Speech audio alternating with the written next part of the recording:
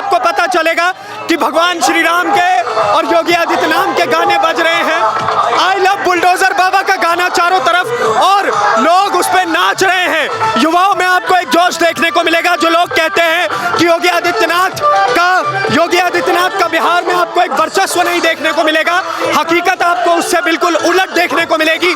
चारों तरफ इतने पानी होने के बावजूद भी मैदान पानी से भर गया।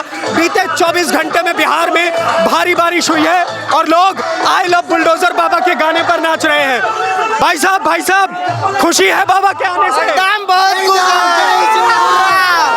क्या कहेंगे बुलडोजर बाबा? यहाँ से जीत पाएंगे बाबा क्या? बिल्कुल। और लोग कह रहे हैं कि योगी आदित्यनाथ हिंदू मुसलमान करते हैं, क्या होगा? कुछ नहीं, किसी को कुछ बोलना चाहिए। हिंदू राष्ट्र है। जय श्री राम। आज वैशाली में भी बाबा का नारा एकदम बिल्कुल पूरा भारत में नारा लगेगा बाबा का। भारत में नारा लगेगा बाबा का, आप देखेंगे। और मैं और आगे की तरफ जाने का प्रयास करूंगा। लोगों में आपको एक अलग ही जोश और खुशी देखने को मिलेगी। ये योगी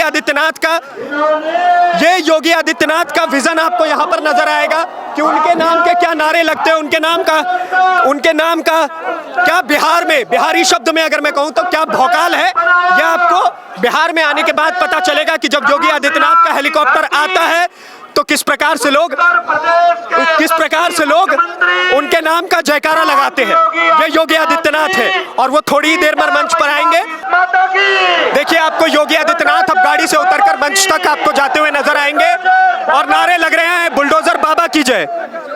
ये योगी आदित्यनाथ का प्रेम आपको दिखेगा और लोग योगी आदित्यनाथ के नाम के जयकारे लगातार लगा रहे हैं।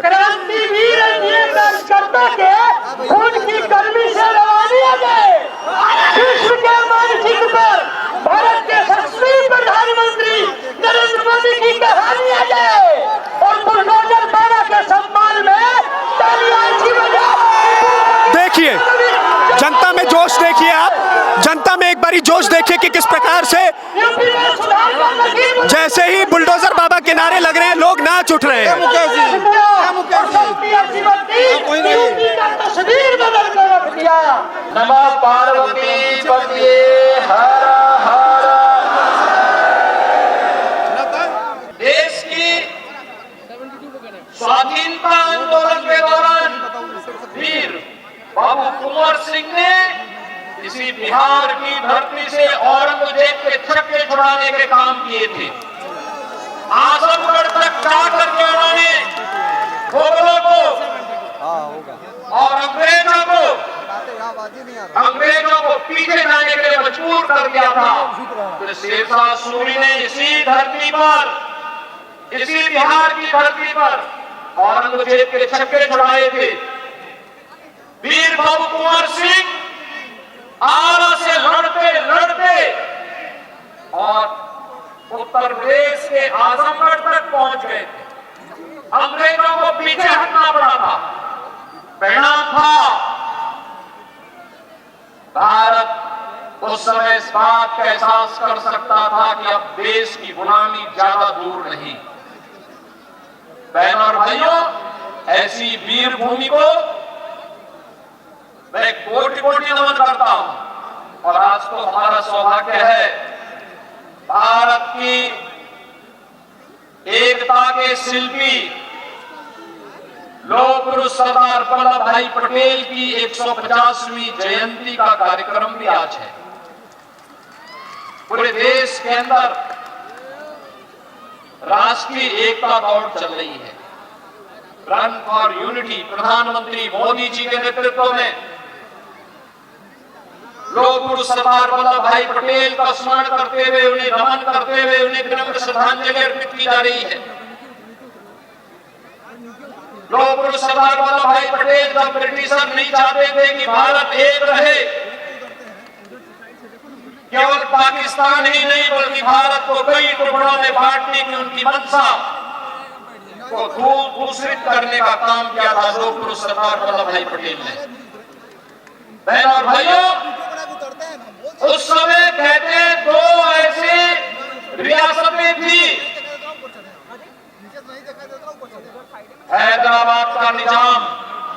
जूनागढ़ का नवाब, जिसने कहा कि हम भारत गणराज्य में शामिल नहीं होंगे।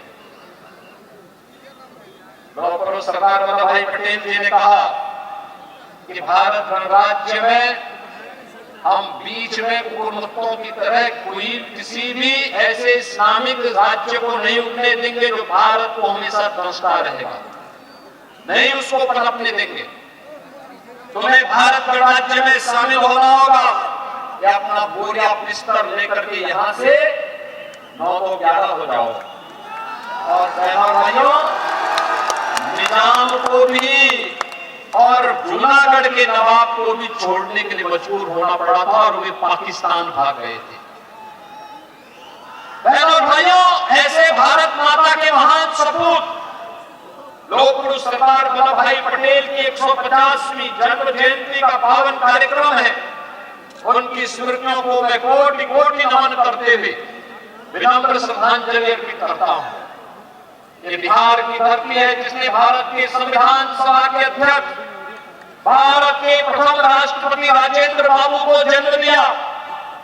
ये बिहार की धरती है, इस बिहार की धरती ने लोकनायक जयप्रकाश नारायण को जन्म दिया, कर्पूरी ठाकुर को जन्म दिया, बाबू जगजीवन राम को जन्म दिया। ये बिहार की धरती है जिसने महात्मा बुद्ध को ज्ञान प्रदान करके उन्हें सिद्धार्थ से महात्मा बुद्ध के रूप में लोक कल्याण के लिए समर्पित करवा दिया था। ऐसी धरती को कोटि कोटि नमन करते हुए आज जब चुनावी समर में एनडीए के प्रत्याशी के पक्ष में आपसे आह्वान करने के लिए मुझे आना पड़ा, मैं विश्वास नहीं कर सकता था कितनी मूसलाधार बारिश के बावजूद भी मुझे अवसर मिलेगा और ये हजारों की संख्या में जन सैलाब यहाँ पे आकर के इस कार्यक्रम में एनडीए के प्रत्याशी को अपना आशीर्वाद दिया। यानी 3 बार कार्यक्रम स्थगित हुआ। मैं जब लखनऊ से चला मुझे बताया गया कार्यक्रम नहीं हो पाएगा। मैं वहां से गोरखपुर आया, गोरखपुर में मुझे बताया गया कि वैशाली का कार्यक्रम होना संभव है क्योंकि पानी लगा हुआ है। मैं जब वहां से भी सिवान पहुंचा, लोगों ने कहा बारिश चल रही है। डॉक्टर महेंद्र सिंह जी ने कहा कि नहीं, बारिश हो चाहे तूफान हो, यहाँ की जनता मानने वाली नहीं है, आपको आना है और आकर के यहाँ की चुनावी सभा में जनता जनार्दन का आशीर्वाद भारतीय जनता पार्टी और एनडीए के प्रत्याशी को संजय कुमार सिंह को दिलवाना ही दिलवाना है। तो मैं वहां से चला और आप सबको मैं जानता हूं, आप जितने लोग यहाँ हजारों की संख्या में खड़े हैं सब 1-1 फुट पानी में खड़े हैं।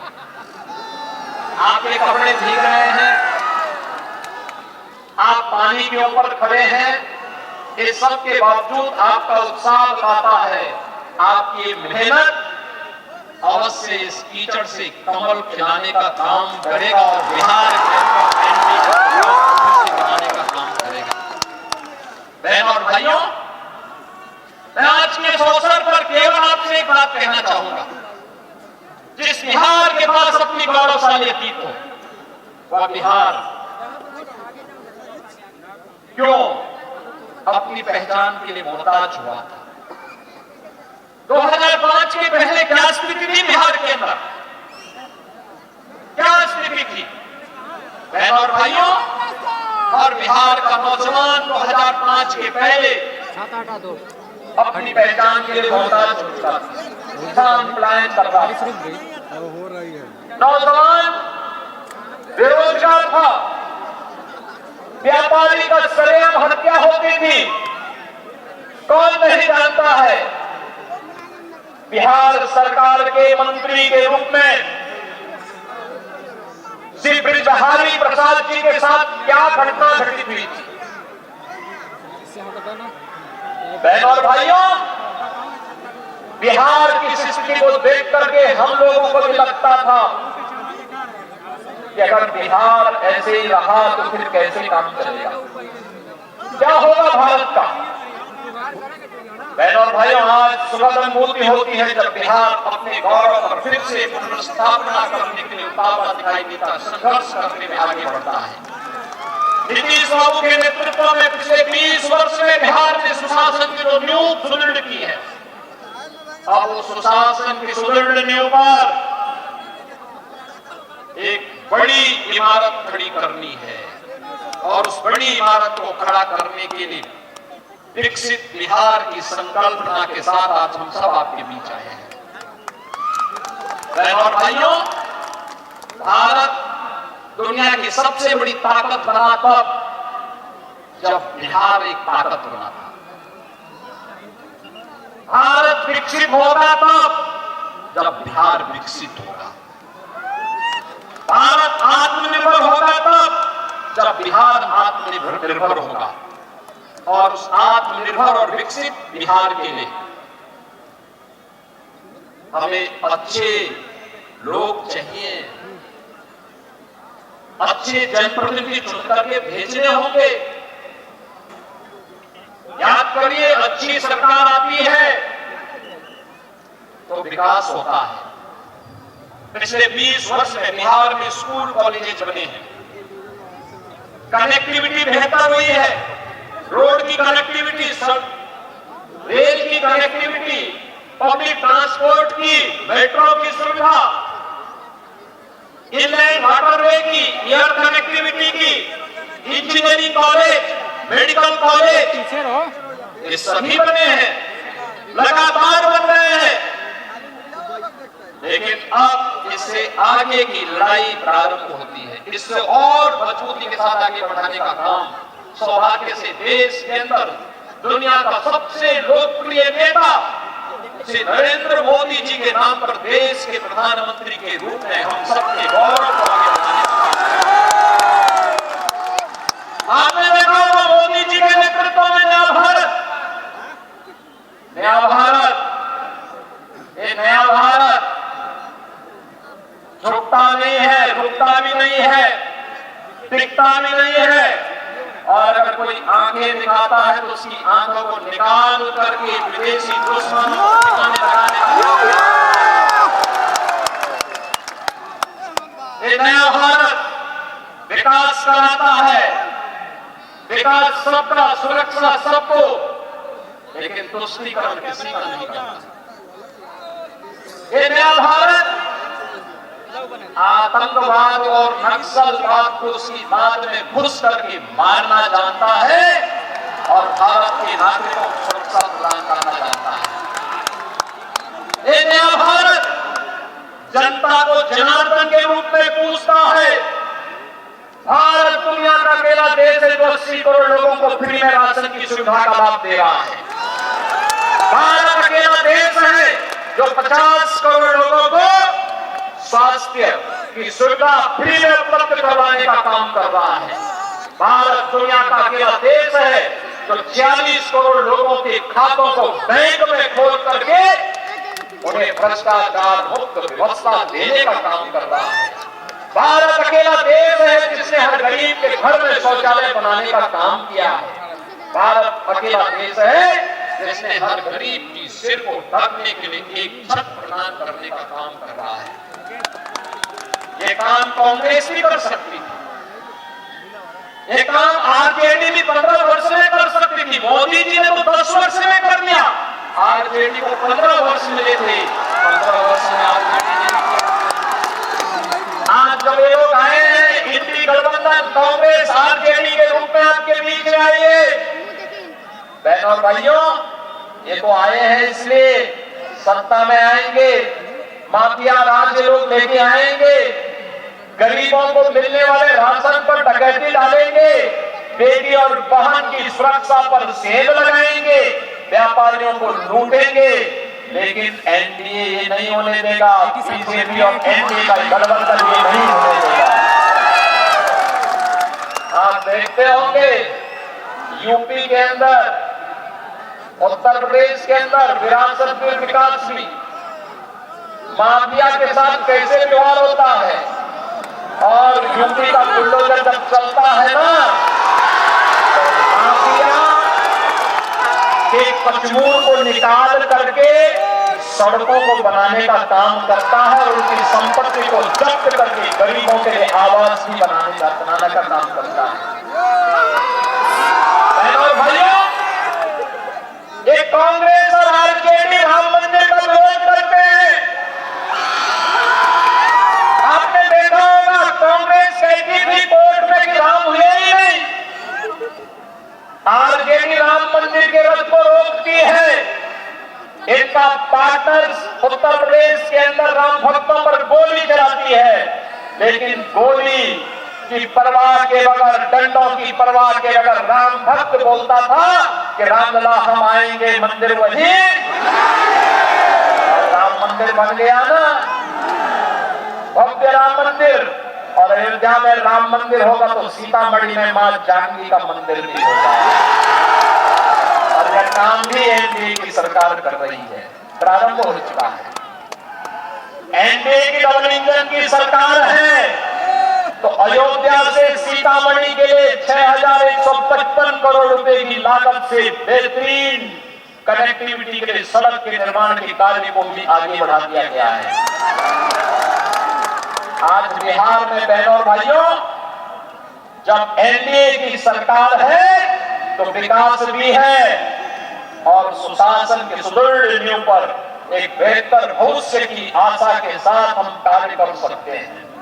और इसीलिए मैं आज आप सबसे कह रहा हूं बहनों और भाइयों, ये तो किसी भी चुनाव की सबसे बड़ी गारंटी होती है कि अगर राहुल गांधी प्रचार में आ गए तो मान के चलिए कि एनडीए की विजय सुनिश्चित है, सुनिश्चित है। विकसित बिहार बनना है ना, विकसित भारत का निर्माण करना है ना, तो इस विकसित भारत के लिए, विकसित बिहार के लिए एनडीए सरकार जरूरी है। और इसके लिए संजय कुमार सिंह लालखन से जरूरी है।